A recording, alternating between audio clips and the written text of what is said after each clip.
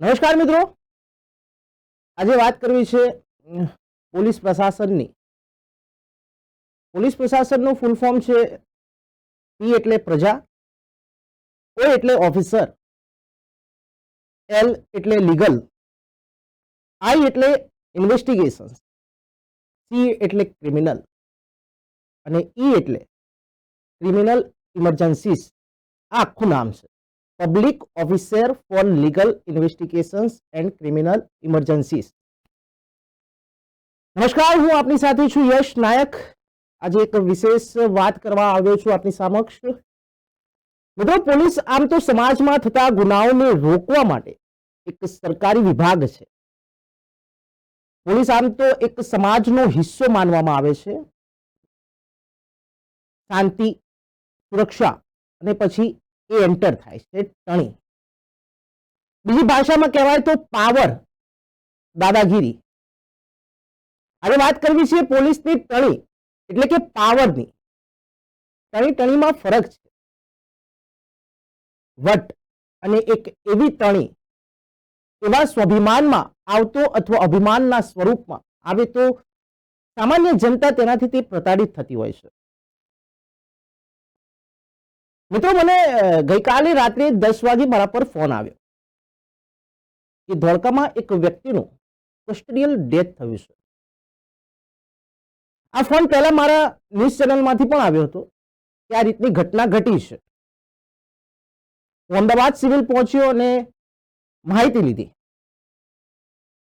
ત્યાં ધોળકા પોલીસની ગાડી અને 2 એમ્બ્યુલન્સ પણ ઊભી હતી અને મેં સમગ્ર માહિતી ત્યાં જઈને મેં મેળવી. પછી મને સાંભળવા મળ્યું કે મારા આજે મેં પૂરો પરિવારની જે વઠા સાંભળી ત્યાંથી મારા રૂવાટા ઊભા થઈ ગયા. વાત જાણે એમ હતી કે ધોળકા ટાઉન પોલીસને બાતમી મળી હતી કે એક જગ્યા ઉપર સટ્ટો રમાઈ રહ્યો છે અને 10 થી 12 લોકો તે સટ્ટો રમી રહ્યા છે. પોલીસને જેવો આ મેસેજ મળે છે કે થોડીક જ મિનિટોમાં પોલીસ ત્યાં રેડ પાડે છે. પોલીસની રેડ પડતા જ ત્યાંથી થોડા ઘણા લોકો ભાગી પણ જાય છે અને 4 થી 5 લોકો પોલીસના સકંજામાં આવી જાય છે. તેમાંથી એક વ્યક્તિનું જે નામ છે તે હબીબ હુસેન માલિક નામના વ્યક્તિનું સામે આવ્યું છે અને તે વ્યક્તિનું પોલીસ કસ્ટડીમાં જ મૃત્યુ થયું છે. ધોળકા પોલીસનું આ મુદ્દે કેવું છે કે જ્યારે અમે રેડ પાડી અને આરોપીઓને પોલીસ સ્ટેશનમાં લાવ્યા ત્યારે તેમાંથી જે એક વ્યક્તિ જે નામ હબીબ હુસેન સામે આવ્યું છે તે વ્યક્તિનું હૃદય રોગનો હુમલો આવતા તેનું પોલીસ સ્ટેશનમાં જ મૃત્યુ થયું છે તેવું પોલીસ દ્વારા કહેવામાં આવ્યું છે. ત્યારે સમગ્ર પરિવારના લોકો શું કહી રહ્યા છે તેમને સાંભળીએ. જ્યાં સુધી અમને ન્યાય નહીં અપાવે ત્યાં સુધી અમે ડેડ બોડી સ્વીકારીશું નહીં. બરાબર, અમને ન્યાય અપાવે એ જ અમારી માંગ છે. હોમ મિનિસ્ટર સાહેબથી, ડીજીપી સાહેબથી નિમ્ર વિનંતી અમારી. કઈ રીતેનો ન્યાય જોઈએ છે? ન્યાયમાં તો એ કે અમારા ભાણેજને સાજો લઈ ગયા એ લોકો. બરાબર, બાઇક ઉપર બેઠા લઈને બાઇક કે પોતે ચલવીને ગયો છે એવું અમને જાણવા મળ્યું ત્યાંથી મહેલામાંથી. અને એ લોકો કસ્ટડીમાં લઈ ગયા અને પછી બિનવારીસ ડેડ બોડી અમને ધોળકા પાર્શ્વનાથ કલીકુન હોસ્પિટલે જ મળેલ છે. તો અમને કોઈ પણ જાતની પોલીસ તરફથી જાણ કરેલ નથી. અચ્છા, જ્યારે રેડ કરવામાં આવી ત્યારે કેટલા પોલીસની ટીમ આવી હતી? કેટલા પોલીસ હતા? 5 થી 6 જણ હતા એ લોકો. કેટલા આરોપીની ધરપકડ કરવામાં આવી? 6 આરોપીની ધરપકડ કરવામાં આવી છે. એ મારો ફોઈનો છોકરો લાગે છે અને મારા હું જ્યાં કામ કરું ત્યાં સામે જ આ હાદસો થયો છે. તો મને પોલીસવાળા લઈ ગયા ને પછી મારા કોઈ ભાઈબંધનો ફોન આવ્યો કે ભાઈ તારા ભાઈને પોલીસવાળા લઈ ગયા છે. તો મેં કહું વાંધો નહીં, એને લઈ જવા દે. આ બીજી વાર આવું થયું આના જોડે. પહેલે બી પકડાયો હતો તો 10,000 રૂપિયા પોલીસવાળાએ લીધા હતા એમના જોડે. એ જુગારમાં જ પકડાયો હતો તારે બી. હા, પછી મને ફોન આવ્યો કે ભાઈ થોડી વાર રહીને અજાણ્યા વ્યક્તિનો કે ભાઈ એને પાર્શ્વનાથ હોસ્પિટલમાં લઈ ગયા છે, ખેંચાય છે. તો હું ડાયરેક્ટ હું ને એનો સાળો 2 જણા ગયા ત્યાં જોવા. તો એ ભાઈ ત્યાં કોણ મૂકી ગયું એ બધું કોઈ કીધું ના ડૉક્ટરે કે ભાઈ એક જણો આવ્યો તો મૂકીને ગતો રહ્યો. તો ખબર નથી કે કોણ મૂકી ગયું. મેં જોયું, ભાઈ મેં ડૉક્ટરને પૂછ્યું તો કે ભાઈ આ તો આયા હતા એક ભાઈ આવી મૂકી અને એને ગતો રહ્યો છે અને એની ડેથ થઈ ગયેલી જ છે. અમે કંઈ કર્યું નથી કે मारू नाम एजाज खान पठान, हिंदी में मेरा नाम एजाज खान पठान, सोशल वर्कर। एजाज भाई, अभी जो धोलका पुलिस स्टेशन में एक युवक की जो घटना हुई है, क्या है पूरा समाचार? Dholka police station, town police station की एक घटना घटी थी। दोपहर के 2-3 बजे उस युवक को बाइक पर बिठाकर वहाँ पे पुलिस वालों द्वारा साथ में ले जाया गया और उसके बाद उसकी डेड बॉडी वहाँ पे एक अस्पताल में मिली और वहाँ पे इनके परिवारजनों को जान की गई एक अजाण्या व्यक्ति द्वारा। तो सबसे बड़ा सवाल ये है कि पुलिस जब किसी को भी हिरासत में लेती है तो वो कस्टडी, पुलिस की कस्टडी में गिनी जाती है और उसके साथ वाले लोग जब वहाँ जुगार खेल रहे थे और जब साथ में है तो ये व्यक्ति वहाँ पे अस्पताल में क्या कर रहा था, उसकी डेड बॉडी वहाँ क्या कर रही थी और उसको वहाँ पे किसने पहुँचाया, एक सबसे बड़ा सवाल है। तो हमारे गुजरात के गृह राज्य मंत्री हर्ष संघवी साहब से और डीजीपी साहब से हमारी ये मांग है कि इस बात का संज्ञान लेकर तत्काल एक कमेटी बिठाई जाए और एसपी कक्षा के लोग उसमें जांच करें। और सबसे बड़ी मांग हमारी ये है कि वहाँ के धोलका पुलिस स्टेशन के अंदर जो सीसीटीवी कैमरा लगे हुए हैं वो सारे सीसीटीवी कैमरा की जो 22 मार्च 2024 की जो रिकॉर्डिंग है उस रिकॉर्डिंग को 22 मार्च के पूरे दिन की रिकॉर्डिंग को सुरक्षित किया जाए ताकि तपास में जो चीज़ सत्य है वो सत्य बाहर आए और जो दूध का दूध और पानी का पानी हो। देखिए, हमने इसके अंदर जो है अभी फ़िलहाल एक अर्जी तैयार करके डीजीपी साहब को दी है, नेशनल ह्यूमन राइट्स को दी है, धोलका के जो एसपी साहब है, रेंज आईजी और गुजरात हाईकोर्ट के अंदर हमने फ़िलहाल अभी मेल करके आगे की कार्यवाही के लिए और निष्पक्ष जांच हो उसके लिए मेल किया है। कितनी उम्मीद है सरकार को? सरकार से हमारी उम्मीद तो, क्योंकि हम लोग कोर्ट में जब भी गए तब हमें कुछ ना कुछ दर्जे में इंसाफ मिला है, तो ये उम्मीद है कि इस मामले के अंदर भी इंसाफ की उम्मीद है और जो पुलिस वालों ने जो ये मतलब हादसा पेश आया है उन पुलिस वालों पे भी कड़क से कड़क कार्यवाही हुई, यही हमारी उम्मीद है। बार बार गुजरात में कस्टोडियल डेथ की घटना सामने आती है, इस पर क्या कहना चाहोगे? देखिए, ये कस्टोडियल डेथ का जो मामला है बार बार होना ये एक शर्म की बात है, क्योंकि ये कोई इतना बड़ा केस नहीं है कि जिसके अंदर ये डेथ और इस तरीके से मारा जाए।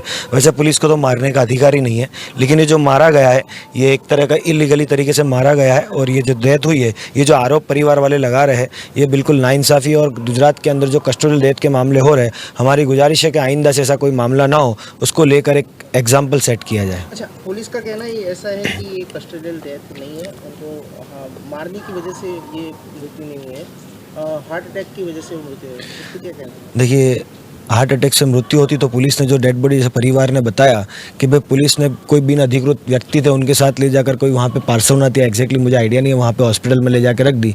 फिर इनको कॉल किया और ये वहाँ पे पहुँचे तो सिर्फ बॉडी पड़ी थी, कोई नहीं था।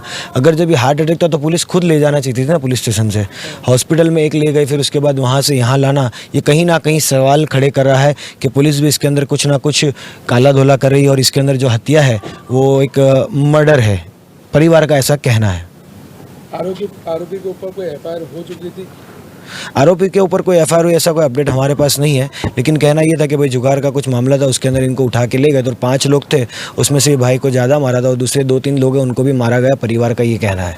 મોહના અમારો ભાણેજ અભી મતલબ થાય અને જાણવા મુજબ એ મળ્યું છે અમને કે 2 વાગ્યાની આસપાસ પોલીસ એમને લઈ ગઈ હતી અને 4 વાગ્યા પછી અમને પાસવાના હોસ્પિટલથી અજાણ્યા વ્યક્તિનો ફોન આવ્યો અને એ માણસે તેમ કીધું કે ભાઈ અહીંયા એક ડેડ બોડી તમારા કોઈ રિશ્તેદારની છે તે મેં મારા ભત્રીજાને મોકલીને જાણ કરી અને એ લોકોએ ત્યાંથી એમ કીધું કે અહીંયા કોઈક અજાણ્યા વ્યક્તિ મૂકી ગયા છે, પણ ખરેખર એ પોલીસ 2 વાગે એ લોકોને ઉપર લઈ ગઈ હતી કોઈ જુગાર રમવાના આરોપની અંદર। તો અમારી ધોલકા પ્રશાસન પોલીસથી ગુજારિશ છે કે અમને ન્યાય મળે અને એસપી સાહેબને બી અમારી નિમ્ર વિનંતી છે અને અમે આગળ અરજી દીધેલી છે। અચ્છા, સૂત્રો દ્વારા એવું પણ જાણવા મળ્યું છે કે પોલીસ કસ્ટડીની અંદર જ ડેથ થઈ છે। હા, અમારી એ શકમન છે, અમે પોલીસ ઉપર આરોપ નથી નાખતા, પણ અમારે જાણવા મુજબ એ અમને એવું કહેવામાં મળ્યું છે કે પોલીસ ખાતાએથી તે ગમે તે ભૂલ થઈ છે તો એ અમને ન્યાય આપે એ અમારી ગુજારિશ છે ધોલકા પ્રશાસનથી। એમના પહેલા એમને કોઈ બીમારી હતી? ના, અમારા ભાણેજને કોઈ જાતની બીમારી નહોતી કે કોઈ પણ નખમાં દુઃખ દર્દ નહોતું। કઈ સાથેના એક આરોપીનો પણ ઈજા થઈ છે એવું કંઈક જાણવા મળ્યું? હા, એક આરોપીને ઈજા થઈ છે એવું જાણવા મળ્યું છે, તો અમારી એસપી સાહેબને વિનંતી છે કે આની જાણ અમને, આનો ન્યાય અમને દેરાવે અને જે કંઈ તે વાક્ય બન્યો હોય તેની પૂરી જાણ કરે. એ વાત કેટલી સાચી છે કે જે મરનાર વ્યક્તિ છે તેને પહેલાથી જ હોસ્પિટલમાં ખસેડી દેવામાં આવ્યો હતો અને પછી પરિવારને જાણ કરી? હા, પહેલેથી જ તો, કારણ કે અમને કોઈ પોલીસ ખાતાએ જાણ નથી કરેલી, તે અમને હોસ્પિટલમાંથી કોઈ અજાણ્યા હિસાબે જાણ કરેલી.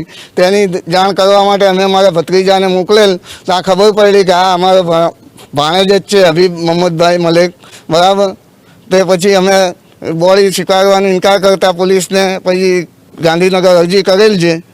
તે અમને વિનંતી છે મીડિયાથી થ્રુ જણાવીએ છીએ અમે એમને કે એ લોકો અમને ન્યાય અપાવે, પોલીસ તંત્ર.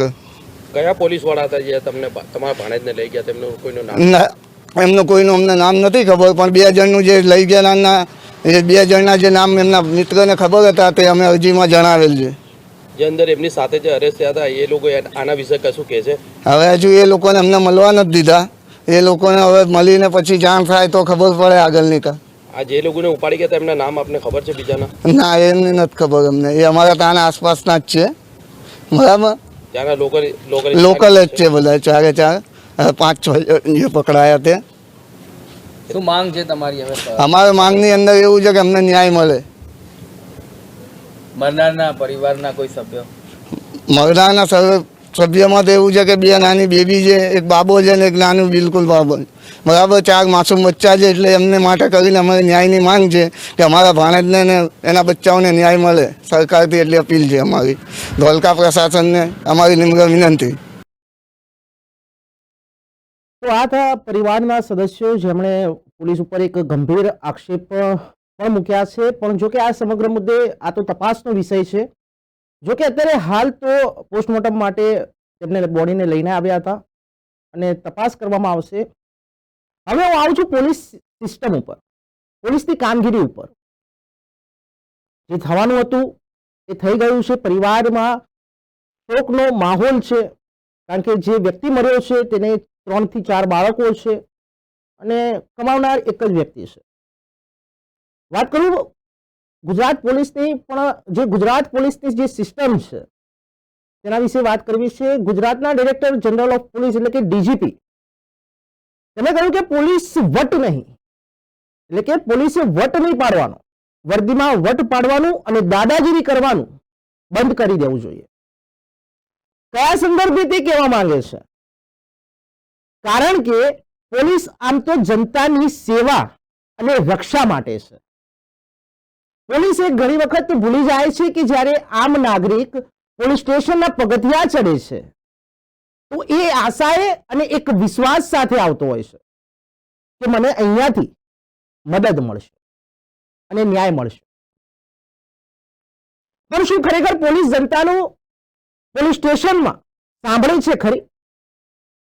જે ફરિયાદી છે તે જ ફરિયાદી લખાવવામાં આવે છે તો શું એફઆઈઆરમાં તે લખાય છે? આમ નાગરિક ન્યાય માટે જાય તો જાય ક્યાં? અગર જો પોલીસના ના સાંભળે, પોલીસથી ન્યાય ના મળે તો કોર્ટ છે. એક સિસ્ટમથી કાયદો ચાલે છે, સંવિધાનથી કાયદો ચાલે છે. ત્યારે ભારત દેશના દરેક નાગરિકોને એ જાણવાનો હક પણ છે. અને એ નથી સમજાતું કે પોલીસ આમ જનતા અને મજબૂર લોકો ઉપર જ કેમ દાદાગીરી કરે છે? કેમ અસામાજિક તત્વો અને બુટલેગરો ઉપર પોતાની જે સિંઘમગીરી નથી બતાવતા? હમણાં થોડા દિવસ પહેલા અમદાવાદમાં એક પોલીસ ચોકીની અંદર એક પત્રકારને પોલીસ દ્વારા મારવામાં આવ્યો. આટલી બધી દાદાગીરી, આટલો બધો પાવર કોણે આપ્યો તમને? એક વકીલ જે પોતાના સોશિયલ મીડિયાની અંદર પોલીસની કાળી કરતૂતો જનતાની સામે ઉજાગર કરે છે એટલે તમને નથી ગમતું. અને આ જ વસ્તુ અમુક મારા મીડિયાના મિત્રો તમારી જે હરકતો છે, જે દાદાગીરી છે, તમારા જે કાળા ધંધા ઉજાગર કરે છે એટલે તમને મરચા લાગે છે અને તમારા પેટમાં તેલ રેડાય છે.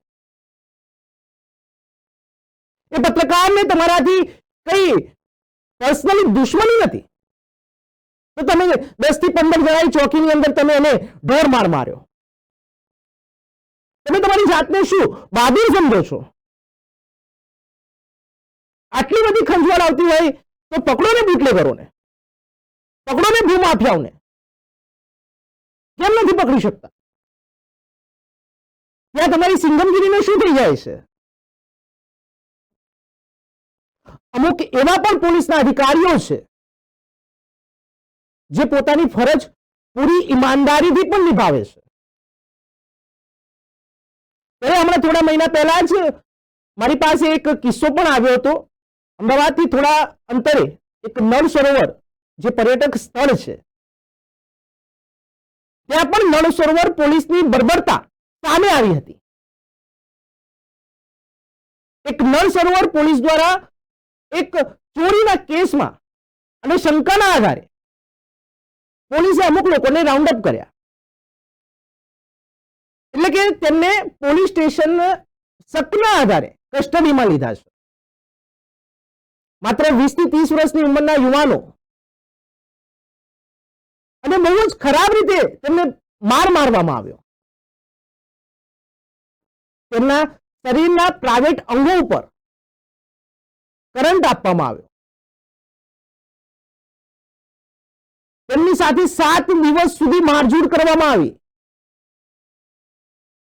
અને એટલી હદે મારવામાં આવ્યો કે તે પણ ચાલી પણ નહોતો શકતો. જ્યારે આ સમગ્ર મામલો મારી સામે આવ્યો ત્યારે મેં તેને ઉજાગર કર્યો. હાઈકોર્ટના હસ્તક્ષેપ બાદ આ કેસને લઈને સાણંદ કોર્ટે પોલીસ કર્મચારી વિરુદ્ધ આઈપીસી કલમ 323, 114 તે મુજબનો ગુનો દાખલ કર્યો. એક બીજો કિસ્સો બી મારી સામે આવ્યો હતો. અમદાવાદના 20 થી 22 કિલોમીટર દૂર જે ગુજરાતનું પાટનગર કહેવાય છે, ગાંધીનગર, ગાંધીનગરની બાજુમાં એક નાનકડું ગામ છે પેથાપુર. તેમાં પણ એક પોલીસની આવી બર્બરતા સામે આવી. એક પ્રેમ પ્રકરણમાં યુવકના પિતાને પોલીસ સ્ટેશનની અંદર પીઆઈ દ્વારા મૂળ માર મારવામાં આવ્યો. ત્યારે અમદાવાદમાં પણ એક મહિલા વકીલને પોતાના અરજદારનો કેસ દાખલ કરવા માટે ઉપવાસ અને ધરણા ઉપર બેસવું પડ્યું. એ આપણા માટે શરમજનક વાત કહેવાય. કાયદાનું પાઠ જનતાને ભણાવ્યા કરતા પહેલા તમે કાયદાનું પાલન કરો અને પછી જનતાને કાયદાનું પાલન કરાવો. અને કેવી એવી નોકરીઓ છે જેમાં ગાડી ઉપર પોલીસ લખેલી નેમ પ્લેટ જોવા મળે છે?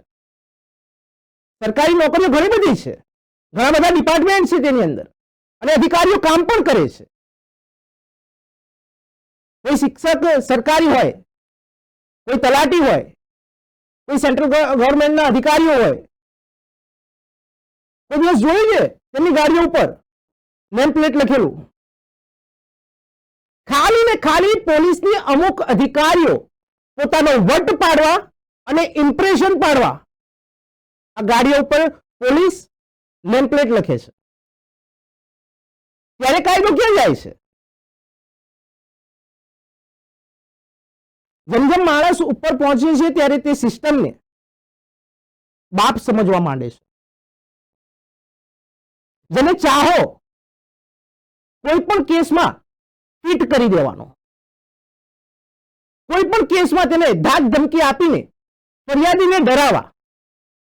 આજ તો તમને આવડે છે, અને હવે તો અમુક કેસોમાં મોટા મોટા તોડ કરવા, પૈસા લઈને કેસને દબાવવો. આજ પોલીસની છાપ જનતાની સામે આવી છે. સાહેબ, આ છાપ બદલવાની જરૂર છે. ગુજરાત સરકારને, ગૃહમંત્રીને એટલું જ કહેવું છે કે પોલીસની જે છાપ છે, નો ડાઉટ ઘણા બધા અધિકારીઓ સારા પણ હોય છે, જે પોતાની કામગીરી સારી કરે છે, પણ અમુક પોલીસના અધિકારીઓ જે ખાખીને બદનામ કરવા ઉપર ઉતરી આવ્યા છે. આશા રાખીએ છીએ કે સરકાર અને ઉચ્ચ અધિકારીઓ આવા સંવેદનશીલ મુદ્દા ઉપર સંજ્ઞાન લે. તો દર્શક મિત્રો, ફરી મળીશું એક બીજા વિષય ઉપર વાત કરવા માટે. ત્યાં સુધી મને રજા આપો. નમસ્કાર.